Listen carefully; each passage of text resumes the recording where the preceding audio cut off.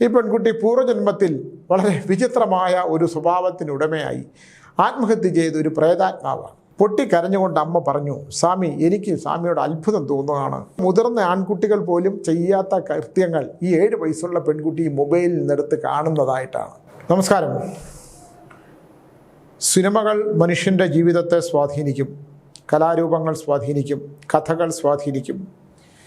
പക്ഷേ ദൃശ്യങ്ങളോട് കൂടിയിട്ടുള്ള ചിത്രങ്ങൾ എന്ന് വെച്ചാൽ സിനിമകൾ മനുഷ്യൻ്റെ ഹൃദയത്തിലും ശബ്ദം കൊണ്ടും ശബ്ദതരംഗങ്ങൾ കൊണ്ടും നമ്മുടെ തലച്ചോറിനെ ബാധിക്കുന്ന തരത്തിലുള്ള വിഷയങ്ങളുണ്ടാകും.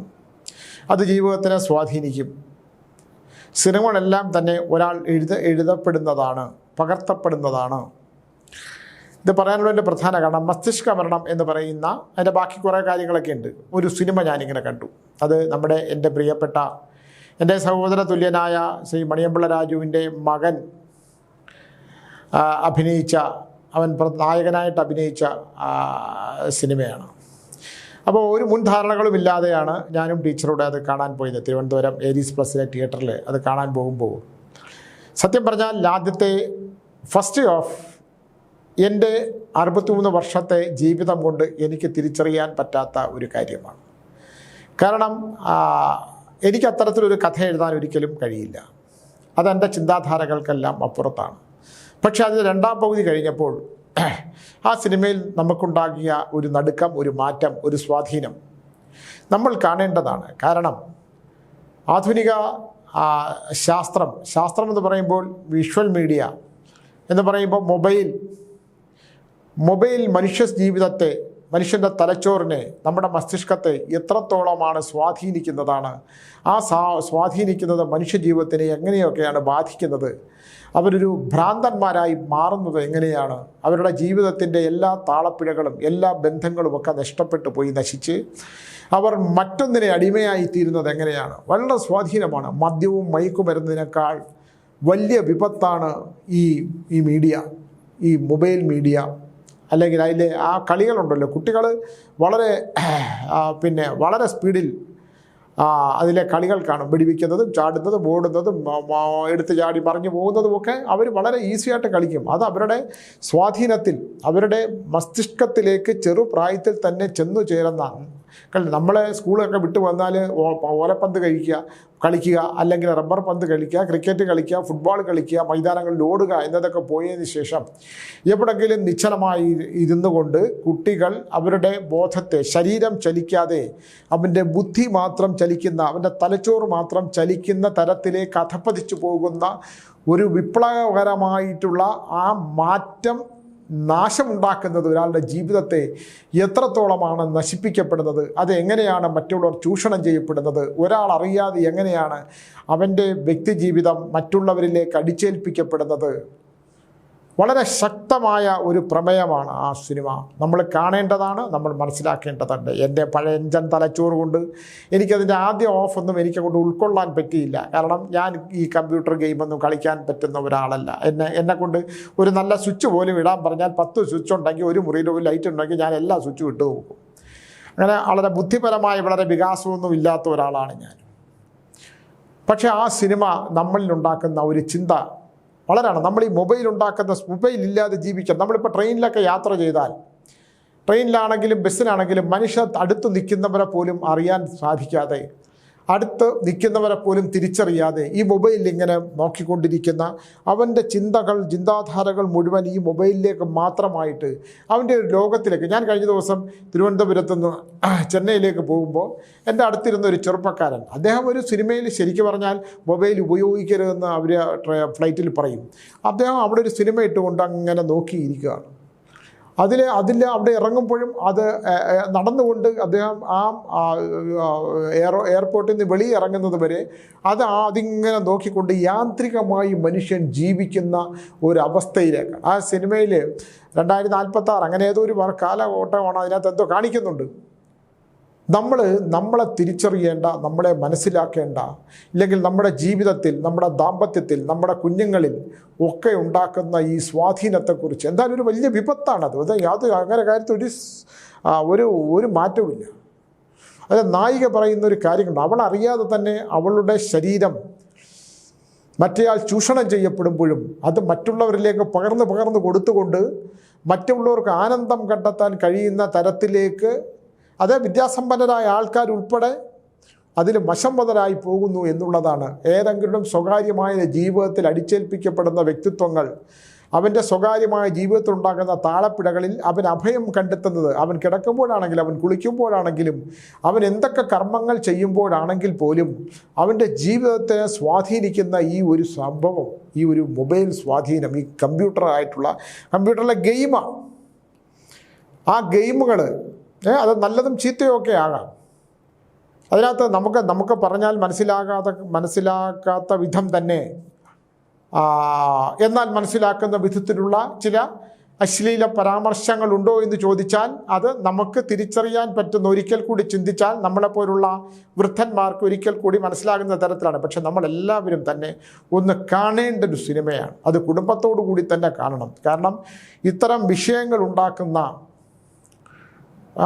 വിഷയങ്ങൾ ഉണ്ടാക്കുന്ന സ്വാധീനം അവരെങ്ങനെയാണ് ഒന്നിലെന്ന മറ്റൊന്നിലേക്ക് അടിമപ്പെട്ടു പോകുന്നത്. സോഷ്യൽ മീഡിയ നമുക്കുണ്ടാക്കുന്ന സ്വാധീനത്തെക്കുറിച്ചിട്ടുള്ള ഒരു മികച്ച സിനിമയാണത്. ശരിക്കും പറഞ്ഞാൽ നമ്മുടെ മസ്തിഷ്കത്തിന് മരണം സംഭവിക്കുന്നതാണ്. അവർ സമൂഹത്തോട് ചോദിക്കുന്ന ചോദ്യങ്ങളുണ്ട്. ആ ചോദ്യങ്ങളൊക്കെ തന്നെ നമ്മുടെ ഹൃദയത്തിലേക്ക് തന്നെയാണ് വന്ന് പതിക്കുന്നത്. മൊബൈലുണ്ടാക്കുന്ന സ്വാധീനം, ആ സിനിമയെക്കുറിച്ച് ഞാൻ പറഞ്ഞത് അതുകൊണ്ടാണ്. നമ്മൾ ഒരു തവണ കാണേണ്ട ഒരു സിനിമയാണ്.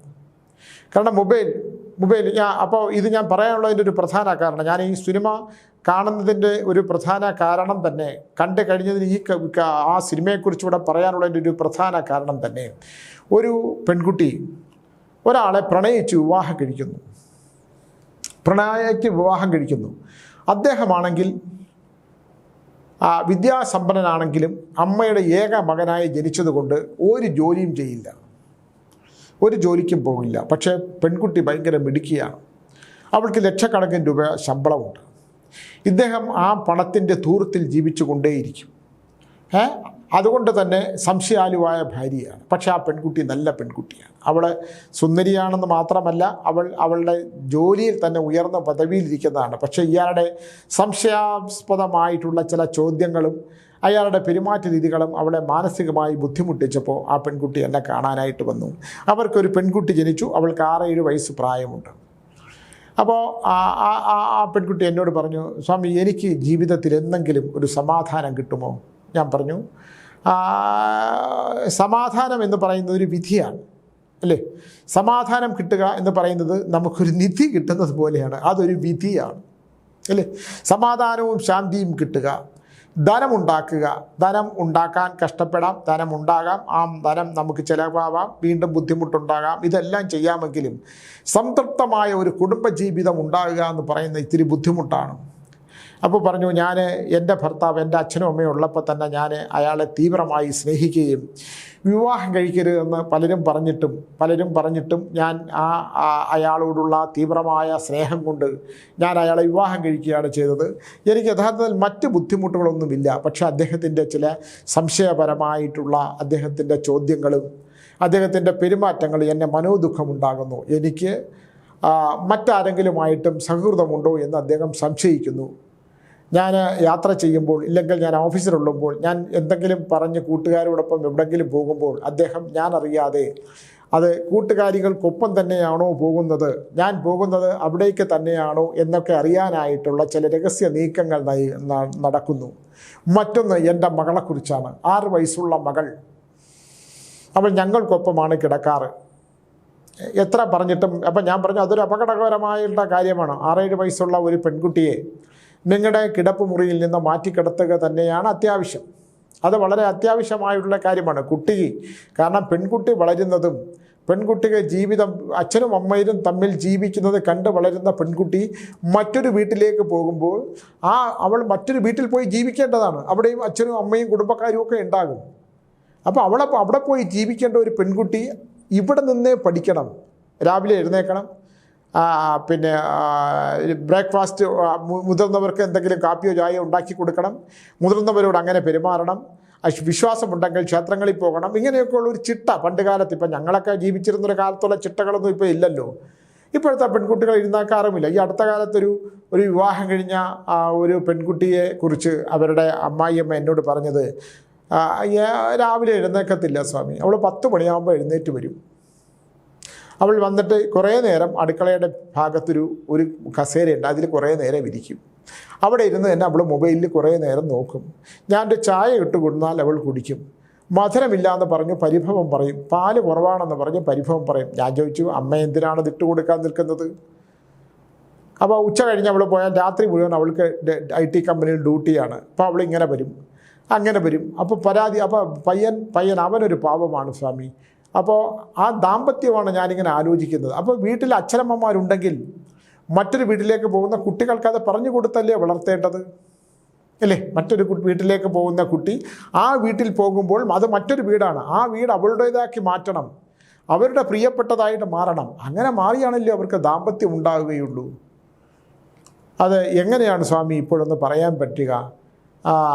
അങ്ങനെയുള്ള കാര്യങ്ങളാണ്. അത് വളരെ ബുദ്ധിമുട്ടാണ്. ഇത് ഞാൻ പറഞ്ഞതേ ഉള്ളൂ. ഞാൻ മറ്റതിലേക്ക് തിരിച്ചു വന്നാൽ, ഈ പെൺകുട്ടി 6-7 വയസ്സുള്ള പെൺകുട്ടി മാറ്റിക്കിടത്തണം എന്ന് പറയുന്നു, മൊബൈലുകൾ. അപ്പം ഞാൻ പറഞ്ഞു, ഈ കുട്ടിയുടെ ഗൃഹനില എനിക്കൊന്ന് കിട്ടിയാൽ വളരെ കാര്യമായിരുന്നു എന്ന് പറഞ്ഞാൽ, ഗൃഹനില എടുത്ത് അതിൻ്റെ പൂർവ്വജന്മം നോക്കുമ്പോൾ ഈ പെൺകുട്ടി പൂർവ്വജന്മത്തിൽ വളരെ വിചിത്രമായ ഒരു സ്വഭാവത്തിനുടമയായി ആത്മഹത്യ ചെയ്ത ഒരു പ്രേതാത്മാവാണ്.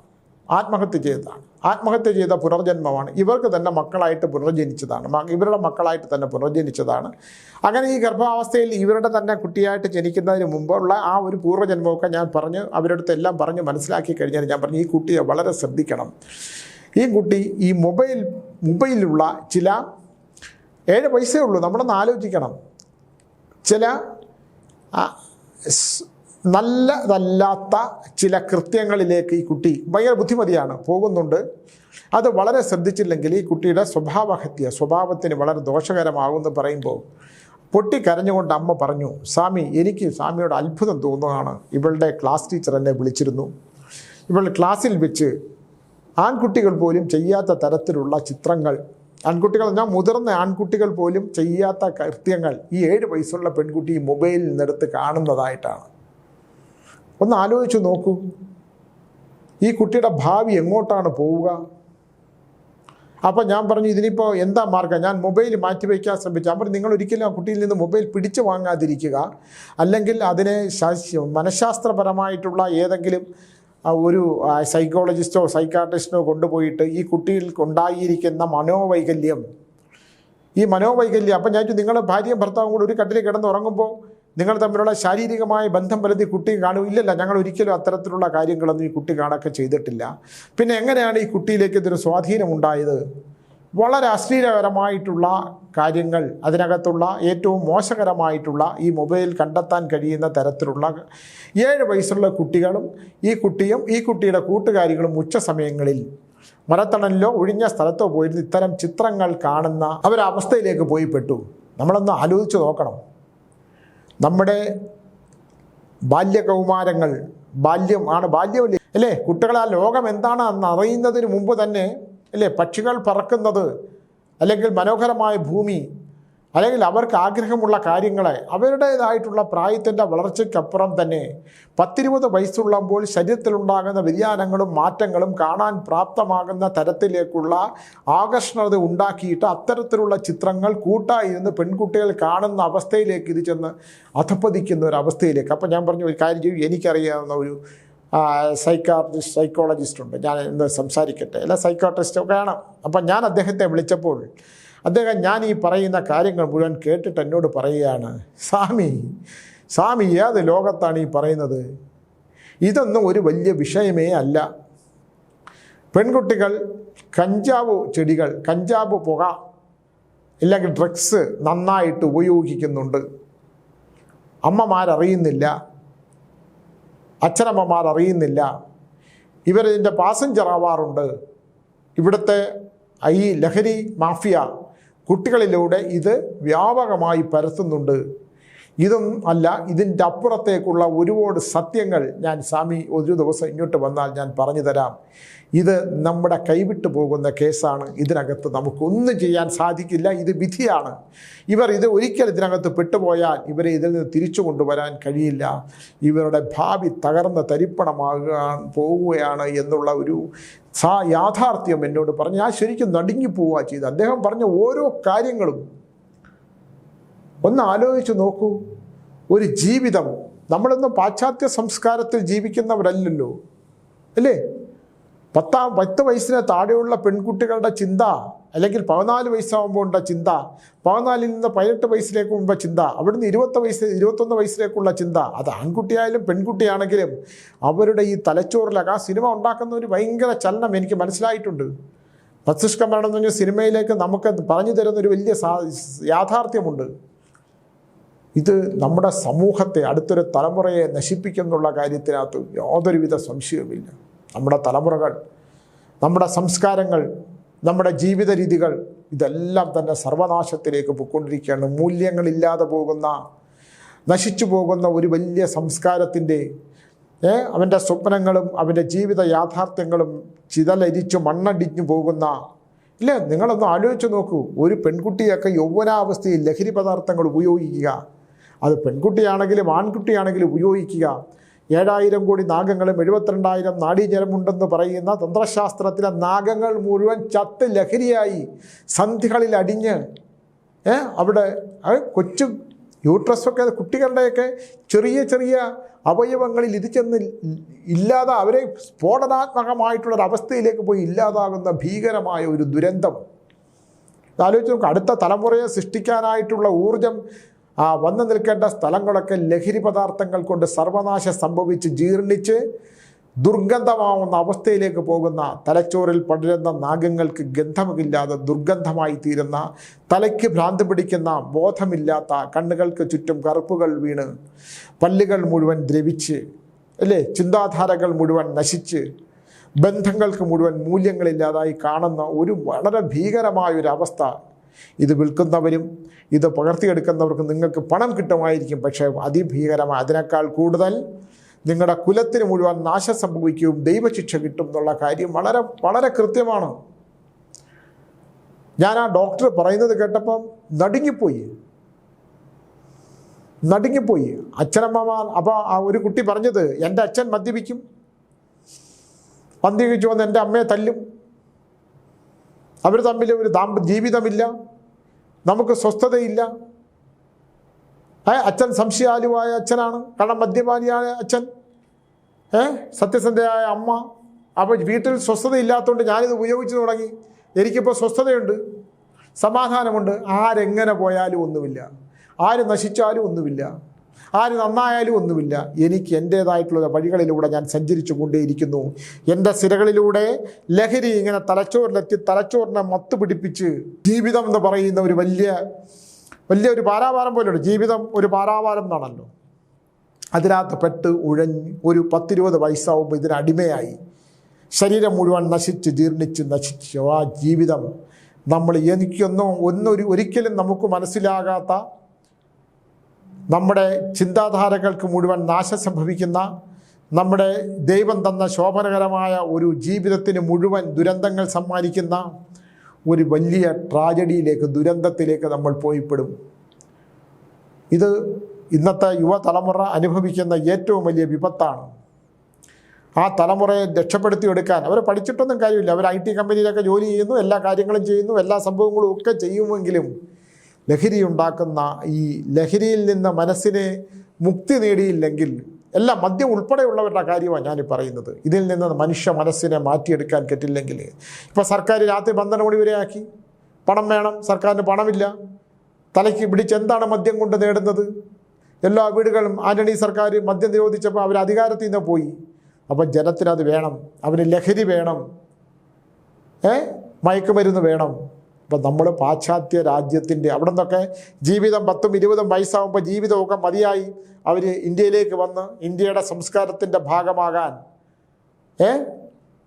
ഗുഹാന്തരങ്ങളിലും ഹിമാലയങ്ങളിലും സന്യാസി മഠങ്ങളിലും ഒക്കെ വന്ന് താമസിച്ച് അവർ മറ്റൊരാളാവാൻ ശ്രമിക്കുമ്പോൾ ഇവിടെ അതിനേക്കാൾ ഭയാനകമായ ദുരന്തമായി മാറുന്ന കഞ്ചാവും ചരസും ഡ്രഗ്സും ഇഞ്ചക്ഷനും ഒക്കെ ആയിട്ട് മയക്കുമരുന്നിൻ്റെ മറ്റൊരു ലോകത്തിലേക്ക് ചെന്നു ചേരുന്ന ഒരു സംസ്കാരത്തിലേക്ക് അവർ നോക്കി നിന്ന് മരവിച്ചിങ്ങനെ നിൽക്കുന്ന ഒരവസ്ഥയാണ്. വളരെ കഷ്ടമാണ്. നമുക്ക് ജനിക്കാൻ പോകുന്ന, നമ്മൾ കാണാൻ പോകുന്ന, നമ്മൾ അനുഭവിക്കാൻ പോകുന്ന ഒരു തലമുറയുടെ ദുരന്തമെന്ന് പറഞ്ഞാൽ അതിഭീകരമായ ഒരു അവസ്ഥയിലാണ്. നമ്മളിതൊക്കെ എന്തൊക്കെ കണ്ടാലാണ്. അപ്പം നല്ലൊരു കുഞ്ഞ് ജനിക്കുക എന്നുള്ളതല്ല, ഒരു നല്ല കുഞ്ഞ് ജനിച്ചവൻ വളർന്ന് അച്ഛനമ്മമാരെ സ്നേഹിച്ച് ഉത്തമനായ ഒരു സന്താനമായി ജനിച്ച് അവൻ നാടിനും നാട്ടാർക്കും ദേശത്തിനും പ്രിയപ്പെട്ടവനായിട്ട് മാറുമ്പോഴാണ് രാജ്യത്തിന് പുരോഗതി ഉണ്ടാകുന്നത്. അല്ലേ? മിടുക്കന്മാരായി പഠിച്ച കുട്ടികളൊക്കെ ഇല്ലേ ഇതിനകത്ത്? ഇതെല്ലാമില്ല. ഇതിനകത്ത് 10% കുട്ടികളെങ്കിലും മാറ്റം സംഭവിക്കണം. 10% കുട്ടികളെങ്കിലും ജനിച്ച കുലത്തെയും ജനിപ്പിച്ച മാതാപിതാക്കളെയും ഒക്കെ സ്നേഹിക്കണം, സഹോദരങ്ങളെ സ്നേഹിക്കണം. എനിക്ക് ദൈവം തന്ന ഉത്തമമായ ജീവിതമാണ്, അത് ലഹരിക്ക് അടിമപ്പെട്ട് ഇല്ലാതാക്കാനുള്ളതല്ല എന്നുള്ള ബോധ്യത്തോടു കൂടി ജീവിച്ചാൽ മാത്രമേ അവന് ജീവിതമുണ്ടാവുകയുള്ളൂ. അല്ലാതെ ഇതുപോലുള്ള പാൻപരാഗിലും ചുണ്ടിനകത്ത് വയ്ക്കുന്നതും ജീവിതം താറുമാറാക്കി കളയുന്ന ഇത്തരം ഒരു നാറിയ വ്യവസ്ഥയിലേക്ക് മനുഷ്യൻ പോയി പെടരുതെന്നാണ് അവൻ തരുന്ന ബുദ്ധി. അംഗവൈകല്യമില്ലാത്ത ജനിക്കുന്ന കുട്ടികൾക്ക് അംഗവൈകല്യം സ്വയം ബുദ്ധിക്ക് നാശം സംഭവിക്കുന്ന ഇത്തരം മാരകമായ മയക്കുമരുന്നുകൾക്ക് പോയി പെടാതിരിക്കണം എന്നുള്ളതാണ്. മസ്തിഷ്ക മരണം സംഭവിച്ചു കഴിഞ്ഞാൽ ആ സിനിമ നൽകുന്ന പാഠം പോലെ ജീവിതം താറുമാറായി പോകും. ദൈവം ജീവിതം ഒന്നേ ഉള്ളൂ, അത് ഇത്തരം വിഷയങ്ങളിൽ പോയി നശിച്ചു പോകാനുള്ളതല്ല. പ്രത്യേകിച്ച് പെൺകുട്ടികൾ.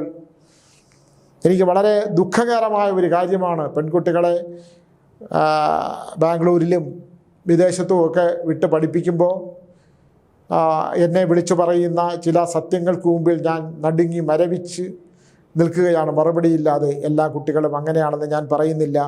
പക്ഷേ നമ്മളെന്തിനാണ് നമുക്ക് ചെയ്യാൻ പറ്റുന്ന കാര്യങ്ങളും, ഒരു പരീക്ഷ ജയിക്കുക എന്നുള്ളത് മാത്രമല്ല, ഒരു ജോലി കിട്ടുക എന്നുള്ളത് മാത്രമല്ല, അവൻ്റെ ശാന്തിയും സമാധാനത്തോടുള്ള ഒരു ജീവിതവും സ്വസ്ഥമായിട്ടുള്ള ജീവിതവും ഒരു സ്നേഹം അനുഭവിക്കാനുള്ള ഇഷ്ടപ്പെട്ട പുരുഷൻ്റെ സ്നേഹവും ഇഷ്ടപ്പെട്ട സ്ത്രീയുടെ സ്നേഹവും അനുഭവിക്കുമ്പോഴല്ലേ ജീവിതം ഉണ്ടാകുന്നത്. മയക്കുമരുന്നുണ്ടാക്കുന്ന സർവനാശം നമ്മുടെ മസ്തിഷ്കത്തെ നമ്മൾ കൊന്നു കഴിഞ്ഞാൽ നമുക്കൊരു ജീവിതമുണ്ടോ? മന്ദബുദ്ധിയെപ്പോലെ നമ്മളിങ്ങനെ ലോകത്തിന് ചുറ്റും പകച്ചു ജീവിക്കുന്നത് എങ്ങനെയാണ്? മുമ്പിൽ ഒടിയും ബോംബ് വീണാൽ പോലും നമുക്കൊരു ചലനവുമില്ലാതെ യാന്ത്രികമായി നിശ്ചലമായിരിക്കുന്ന ചെറുപ്പക്കാരുടെയും ചെറുപ്പക്കാരികളുടെയും മുമ്പിൽ നമുക്ക് മരവിച്ച് നിൽക്കാനേ കഴിയൂ എന്നുള്ളൊരു യാഥാർത്ഥ്യം ഞാൻ ഉറക്കെ പറയുകയാണ്. എൻ്റെ മുമ്പിൽ വരുന്ന ഒരുപാട് മാതാപിതാക്കളുടെ, ഇല്ലെങ്കിൽ എന്നെ വിളിക്കുന്ന ഒരുപാട് മാതാപിതാക്കളുടെ ദുഃഖത്തിനൊരു പരിഹാരം ഉണ്ടാക്കി കൊടുക്കാൻ എനിക്ക് കഴിയില്ല. കുഞ്ഞുങ്ങളെ നിങ്ങൾ ജീവിക്കാനുള്ളതാണ്. നിങ്ങൾ ജീവിതം കൊണ്ട് ജഡാവസ്ഥയിലാകാതിരിക്കൂ. ശ്വാസമുള്ള ജഡമാവാതിരിക്കൂ. ശ്വാസമുള്ളപ്പോൾ തന്നെ ജഡാവസ്ഥയിൽ ജീവിക്കാതിരിക്കൂ. ദൈവം തരുന്ന ജീവിതം ഹോമിച്ച് തീർക്കാതിരിക്കൂ എന്ന് പറഞ്ഞുകൊണ്ട് നിർത്തുന്നു. നമസ്കാരം.